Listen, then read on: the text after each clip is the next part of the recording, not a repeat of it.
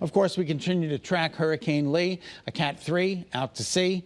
And it makes a move to the north eventually as a 2, and then a 1, and then a post-tropical storm by Sunday morning very early. Now, here's Connecticut. Here's the track of the storm. Even the cone of uncertainty, Connecticut is not in the cone of uncertainty. This is the latest run. These change from, every 6 hours, every 8 hours, they change. So we'll certainly continue to keep you posted as the models continue to come on in. But according to what we're concerned about, the time frame of interest is Friday into Saturday. Again, if it's a shift to the west, which means closer to Connecticut, we could have some bigger impacts. Tropical storm force winds, rough seas, heavy rain.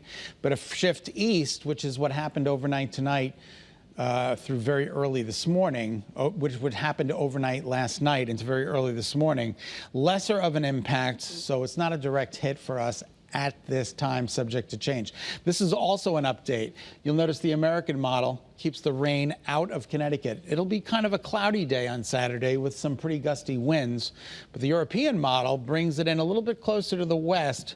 Therefore, there is some rain out there for your Saturday morning. Again, we'll keep you posted, give you that first alert.